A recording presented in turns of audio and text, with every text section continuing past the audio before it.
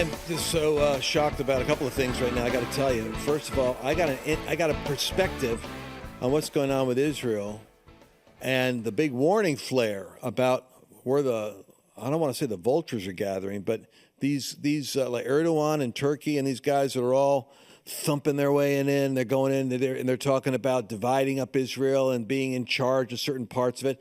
There's a story here that you're not hearing anywhere else. Because you know what? You got to be like a Christian with a Bible prophetic antenna to go, whoa, whoa, whoa, whoa.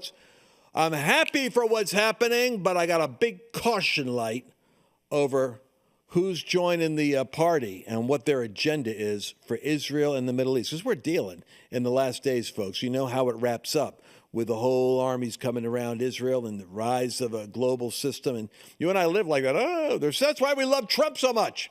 Because Trump was the gigantic interruption. He was the El Kabong, boom, on the devil's plan. But I'd say the other part that has me like reeling, and I'm totally serious about this, is I'm almost like nauseous with the realization that gold has gone up because of the attack on the dollar, and China's trying to decouple, and there's a big trade war going on right now. Money's flying towards gold, like we've been talking about. The prophecy said for Cyrus, in that era, the silver's mine and the gold is mine. The reason I'm nauseous is because I'm one of those guys that's teaching it, and I'm realizing I got to practice a lot of this. For instance, I just looked up, silver has gone up 100% in the last 2 years. 100%. And the thing about silver is you could have bought it for like $30. You know, it's like, I understand, like with gold, it's selling for like $4,000 right now an ounce. So people go, oh, that's too much, Lance. Well, for those of you that have retirement or this or that, it's up to $4,000. You think it might go to $5, think it might go to $6. Silver alone has gone up 100% in the last 2 years. And the Bible prophesies during these days, the silver's mine and the gold is mine. I want you to do something. You can go to lancewallnau.com/gold. And Birch right now, for people that are buying like, $5,000 investment, they're sending you, giving you a troy ounce, pure ounce, silver gift of gold. Got a coin here. I'll get a picture of it for you. But I want, it's nice that they're doing that. But I'm looking at that silver now and I'm saying, 100%? Man, I'm not really doing a commercial right now. I'm just having a meltdown. I want you to get the information. Call them up and ask them and find out for yourself. Be like that lady the other day in California came and kissed me on the cheek. Sweet lady. Thank you so much. I made so much money off of Birch. People are thanking me when they meet me. All right, I want to get into today's show, but go to lancewallnau.com/gold. Just write it down, okay? Write it down. And when I'm done, don't leave now. Just listen to what I got to tell you about Israel and about what's going on. I got a prophetic word. And then go get yourself some silver. Hi-oh, silver. That's what I'm going to do today. Let's get into today's show. I've been looking forward to doing this broadcast with you. I want to talk to you now. I wanted to actually go live on my Lance rant and talk about the Nobel Peace Prize ripoff. But then the news cycle just got so, wow, it's so wild, right? Like it was irrelevant a day later because of what's happening in the Middle East. Now, there's an unusual thing happening, and I'm kind of like surprised in a way that the church world, the body of Christ, the discerning people, Jesus said, see that day doesn't take you, like a thief in the night, that you're asleep, but be awake. We're living in a day when these things that are happening in the Middle East actually are prophetically significant, but not for the reasons people think.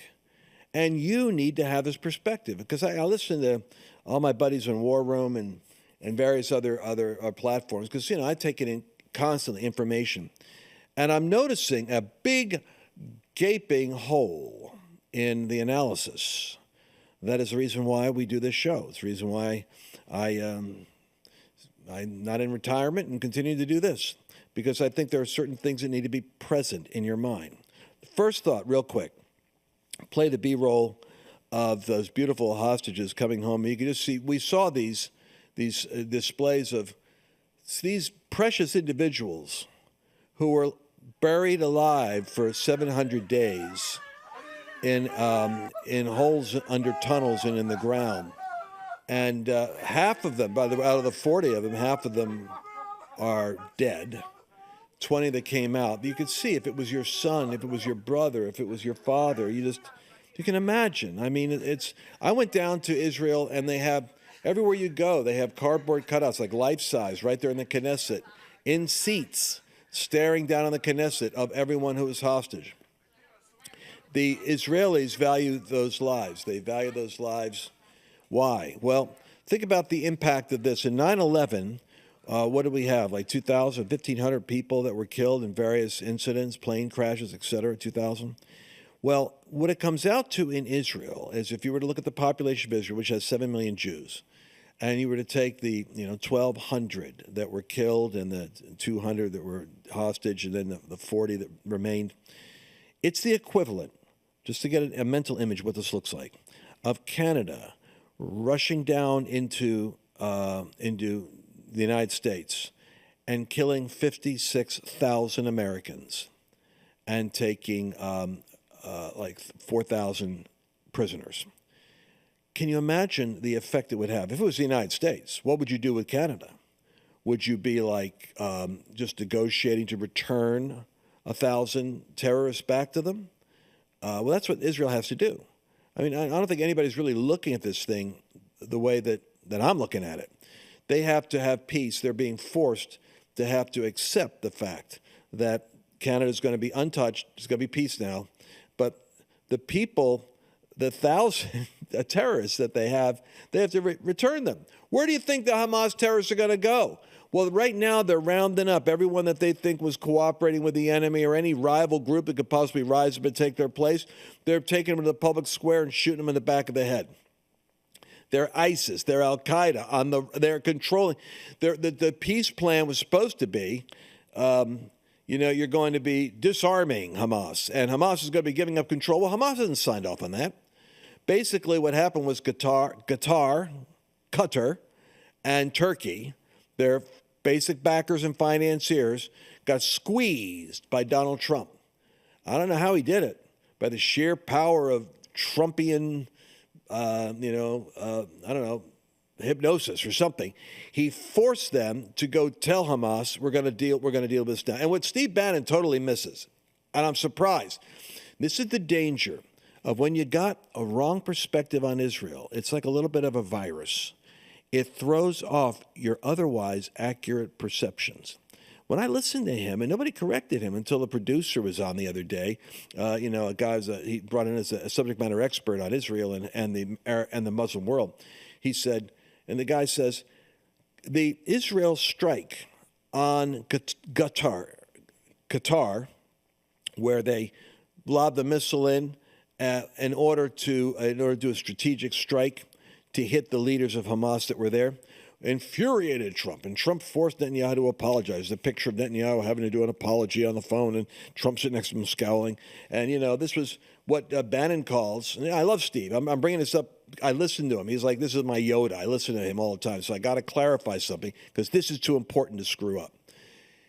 The thinking is that Israel tried to scuttle the peace deal by killing the negotiators. No!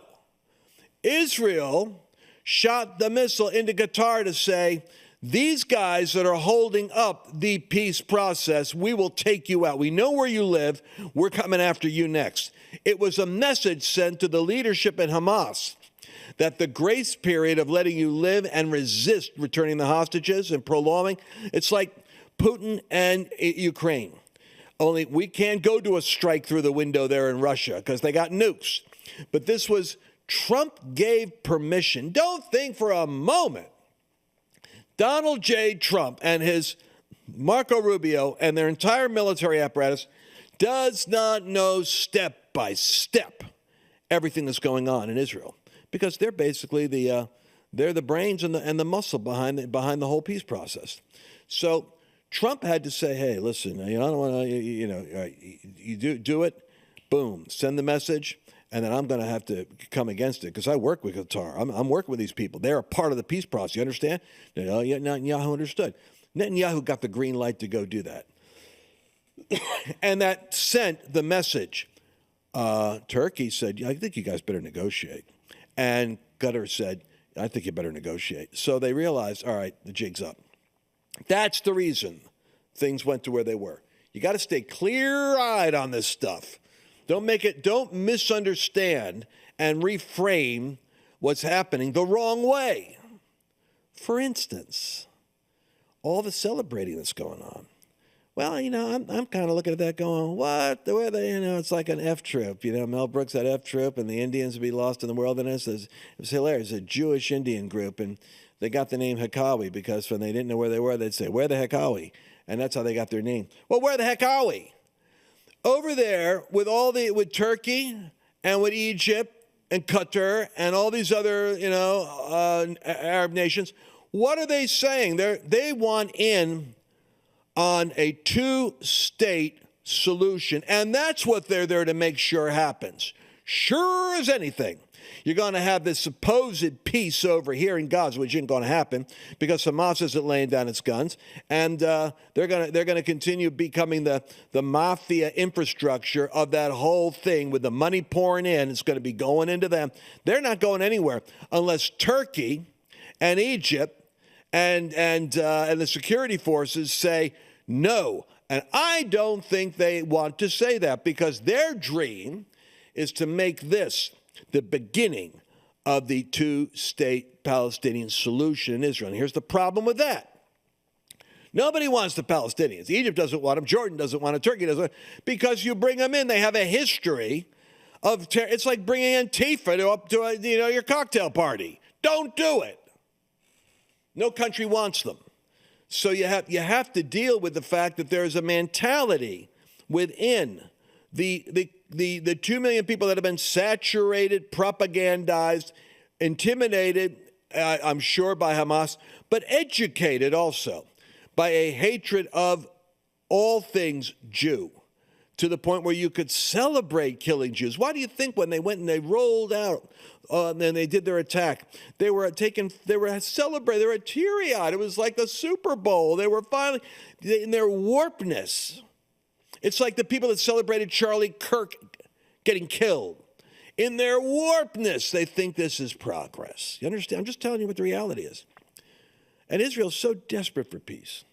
They'll be on the streets crying, and because they love the people. I told you they're a small family, and then Trump's there, and they finally have an end to the war as in this stage. But what is it really saying? They're so desperate for peace, but they've learned something. The left wing over there was giving land for peace, land for peace. Well, they give land for peace, and the people that were dwelling naively, doing rock festivals there out, nearby, and sending up little peace balloons. Understand that? That when the attack was happening, all those sweet little, kind of new age loving, leftist Israelis over there were sending up, we love you, little heated balloons, candles that would float over into Gaza, let them know that we love you guys, and they were coming out to kill. Well, here's the deal, Lucille. Now Turkey, Erdogan, who's always wanted a caliphate, he wants to be the Cyrus of the Muslim world. This is oversized ambition. Just can't, because the 100-pound gorilla called Cyrus Trump is running the party. But Egypt said something, and this is the part I want you to catch. Bring the picture up, will you? And I just took a screenshot of this quote. Just, as it comes up, you got subtitles there on my iPhone, my high-tech, researcher that I am. Boom. And we're so thankful for the implementation of the two-state solution. So what does this mean? These cats are going to go in there in Gaza, and they're going to say, well, they're going to try to tamp down at any violence because it's bad media. But Hamas can stay there as long as they behave themselves and funnel the money in them. They could be the mafia running Gotham City over there. But they're going to turn around to the West Bank. What's the West Bank? Well, the West Bank is actually the Judea and Samaria. You remember Jesus preached all through Judea and Samaria. All of that land is Jesus' land, Christian land, historic Israel land, and much more.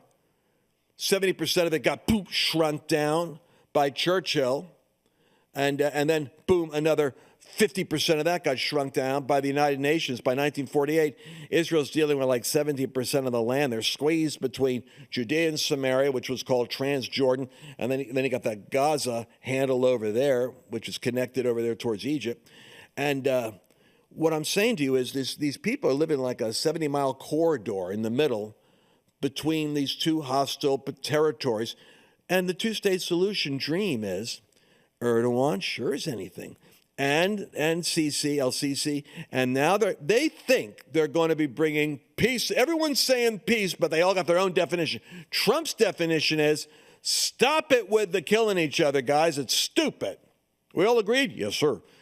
We're doing business. All right. You're going to put some money in here. I'm going to do this over here. I'm going to give you aircrafts, and you're going to give AI, and you're going to be a powerhouse over here, Saudi Arabia. You're going to build up your. He is building the coalition out of the power of American military protection over the whole umbrella of the place. And let's do business. Unfortunately, business isn't really the only thing that's on the mind of these guys. There's this spirit on them, kind of like is on a lot of our podcasters right now, of hatred towards Israel. And they're going to try to take those banks. They're going to go West Bank. They're going to go Gaza. And they're going to say two-state. And now you're going to walk into that chapter of the Bible where it says they'll say there's peace, peace. When there is no peace, then comes sudden destruction. We're walking in a prophetic corridor. I'm celebrating because I think we got a window of freedom here. But I am not starry-eyed like a lot of other people, because I actually got this book right here, which has outlasted every empire that's walked through the Middle East. And it's going to outlast this too.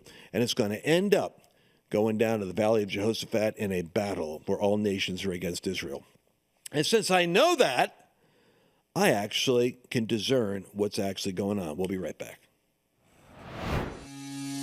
We're entering a period of time that has increased hostility against people of faith. It's a time when Christians are going to be tested on a moral, physical, psychological, and even a financial basis. I'm here to remind you that God is the one who has blessed you thus far, and He will take care of you in the future. You have a divine responsibility, however, to see trouble and prepare yourself. For example, with record inflation eating away at the value of the U.S. dollar, the savings in your retirement account is in danger of slipping away. I recommend diversifying your 401k or IRA out of paper assets and into physical gold.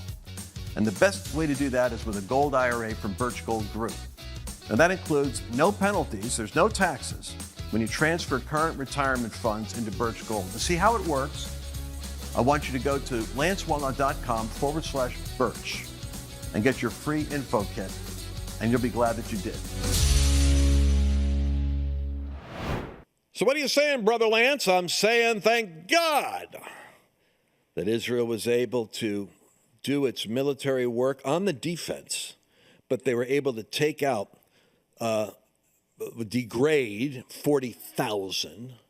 Well, let's just say probably, I'm not going to give numbers because people are going to go all mad at me about civilian casualties, etc. So I'm just going to say this. They've degraded Hamas down to about 20% of its actual fighting capacity.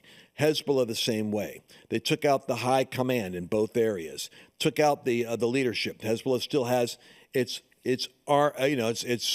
military, and it's got its I don't know, how many? Maybe 50,000 rockets over there pointing at Israel. But everybody's like chill, because Israel was able to degrade the military capacity of Hezbollah. They're one species of crazy gangs. And then they're able to deal with Hamas over here.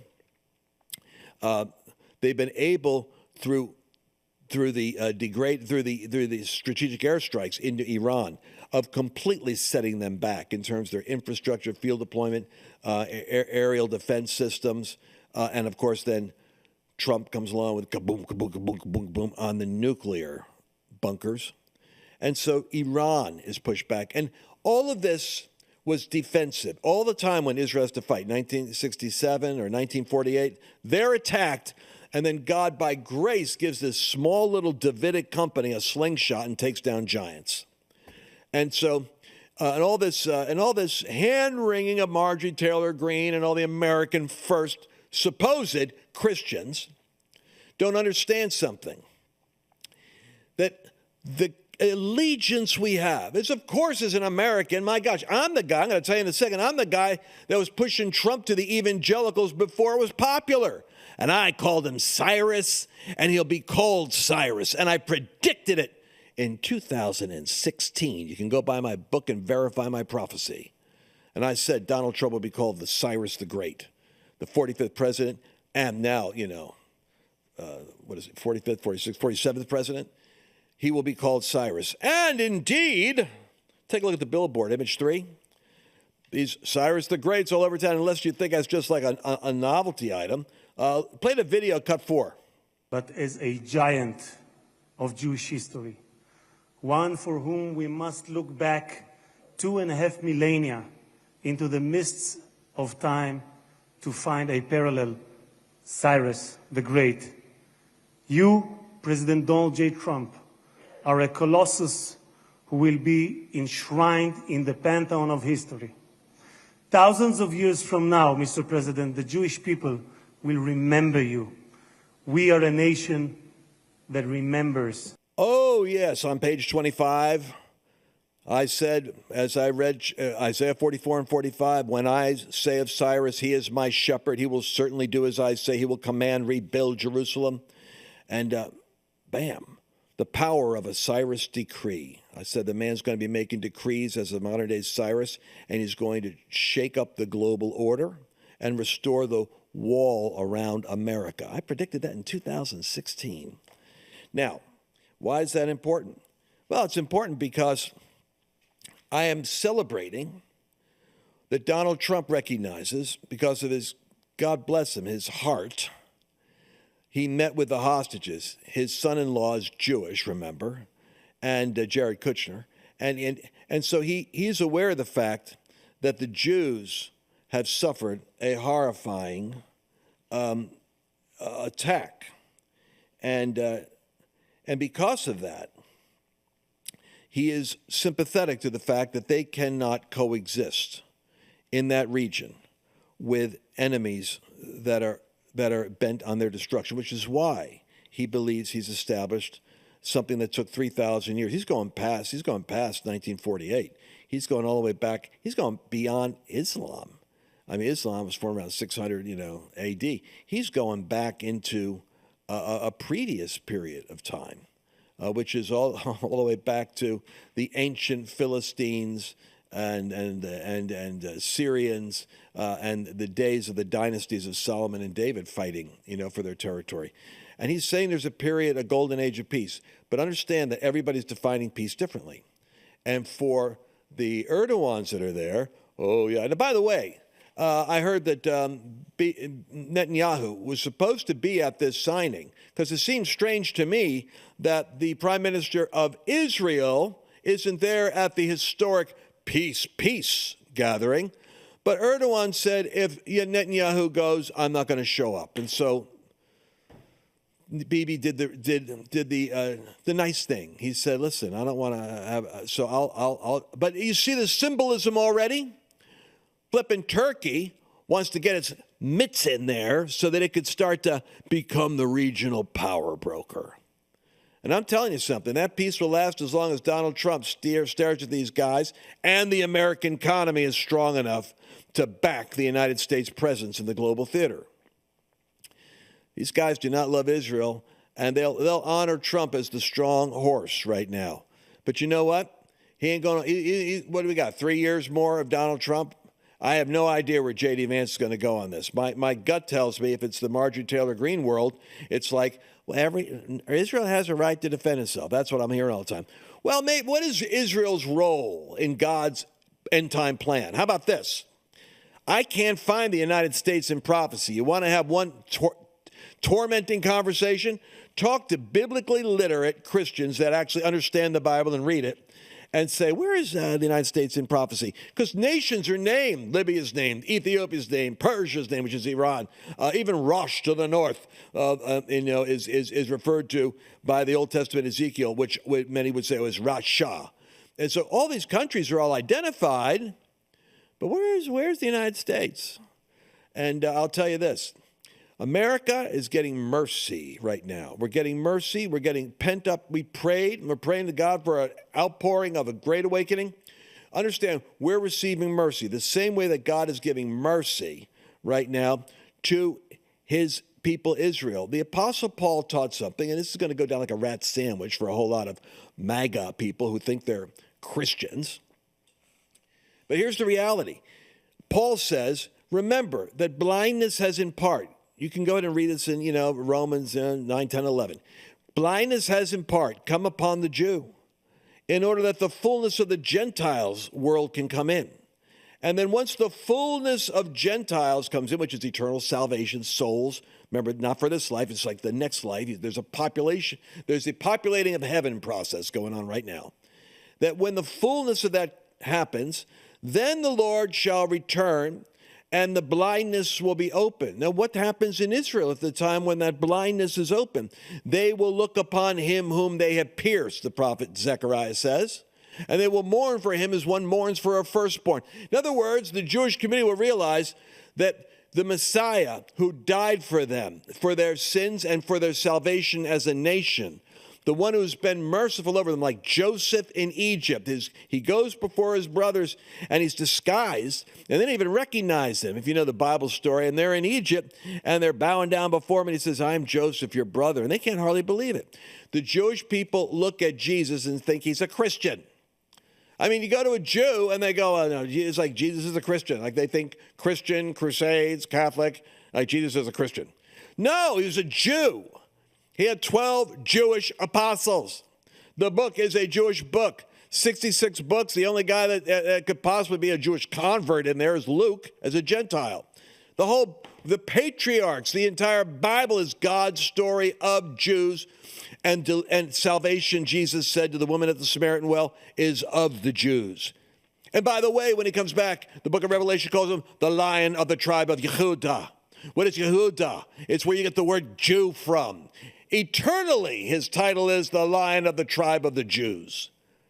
So all this trying to redo things so that, well, Israel today isn't Israel. But, well, what else do you call the real estate that God said is from this river to that river, this border, that?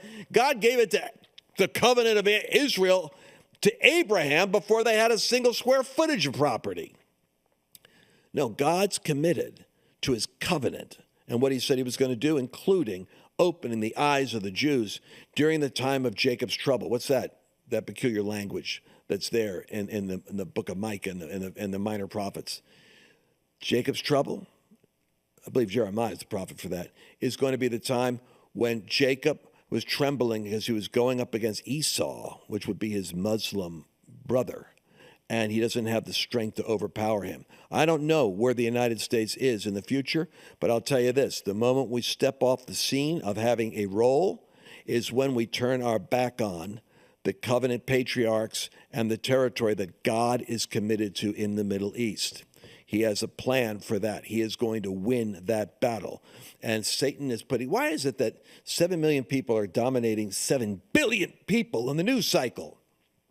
Everyday Israel. Why does the United Nations exist?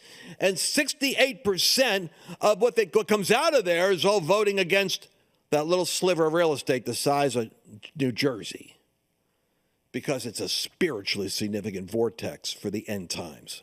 By the way, when Jesus comes back, he's not coming back to Poughkeepsie, New York. His feet are going to touch down on the Mount of Olives. The GPS coordinates were written in 500 years before BC in the book of Zechariah. Now, I think we better get it straight that there's a spiritual connection between the church and Israel. And there's a spiritual connection between the church and the future of America. Your prayers, your voting, your advocacy, our labor is 40% of the voting population that put this Cyrus in office. You knew what you were doing. So did I. Hey, you know what? I got to end right here just because you know what they do. My editing team cuts me off right about this point. But I will continue this broadcast. You can be sure of that. We ain't done yet. Can you feel that? We got more to talk about. But you'll have to catch it tomorrow, and I'll see you there. Bye-bye. You know, there's a special relationship that a ministry has with the people that Pray for it, support it, stand with it. And I've got a couple of hundred of you out there that I want to throw a party for. I got meals, party plans. Annabelle and I are going to be together. And I want to share with you the exciting inside story about the work that we're doing, work we do in partnership, organizations like Turning Point, like the White House Faith Council, and give you guys the insider update. What's interesting about this especially is, the meals, the resources, the whole event. We deliberately pared this thing down to the minimum cost possible, so it's only $350. I want you to be there. Go to lancewallnau.com/partner party. We'll see you there. Did you enjoy this latest episode? Please remember to share it with your friends, because the more knowledge you have, the better equipped you are to navigate the world